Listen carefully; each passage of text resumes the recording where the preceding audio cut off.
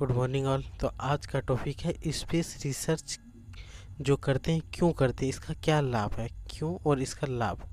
ठीक है, लाभ क्यों करते हैं, इस पे इसमें इतना रिसर्च इतना खर्चा क्यों करते हैं, तो इसके क्या क्या लाभ हैं, बेनिफिट है, इसका उपयोग क्या कहाँ कर सकते हैं, तो उसके बारे में जानेंगे। तो एक नंबर हम लोग यहाँ पे एक एक पॉइंट करके जानेंगे।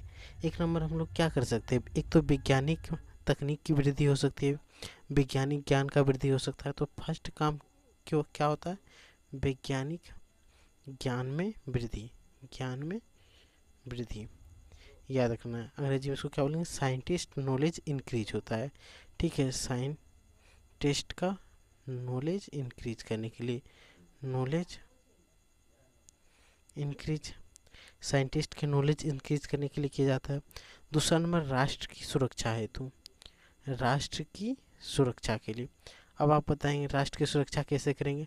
हम लोग सैटेलाइट्स छोड़ते हैं, जैसे यहाँ पे एक सैटेलाइट छोड़ के पृथ्वी की हर एक चीज़ को देखते हैं कि कोई भी, जैसे भारत का यहाँ पे मान लेते हैं इतना बड़ा भारत का सीमा है, तो एक सैटेलाइट छोड़ के भारत की सीमा को सुरक्षित किया जाता है कि कोई घुसने का कोशिश तो नहीं कर रहा। वो सारी चीज़ हम लोग कहाँ से देख लेते हैं, सैटेलाइट से, जो कि राष्ट्रीय सुरक्षा के लिए एक महत्वपूर्ण विषय बन जाता है।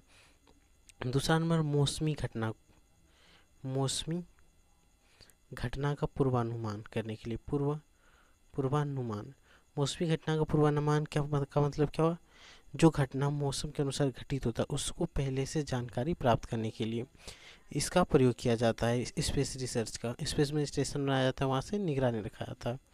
तीसरा काम इसका क्या हो सकता है, तो अंतर्राष्ट्रीय सहयोग में, अंतर्राष्ट्रीय सहयोग, अंतर्राष्ट्रीय सहयोग में, अंतर्राष्ट्रीय सहयोग कैसे करेंगे, जैसे मान लेते एक पूरा भारत, मान लेते भारत है, वहाँ पे सटा हुआ किसी और स्टेट का बॉर्डर है, वो अगर बोले भारत को कि मेरा भी बॉर्डर एरिया को सुरक्षित देखें, तो उसके लिए सैटेलाइट्स का उपयोग कर लेते हैं। तो वो सब करते हैं अंतर्राष्ट्रीय सहयोग के लिए।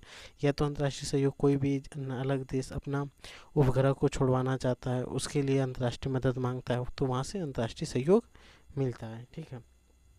दूसरा नंबर आर्थिक विकास के लिए, आर्थिक विकास, इससे आर्थिक विकास किस प्रकार होगा आप बताओ।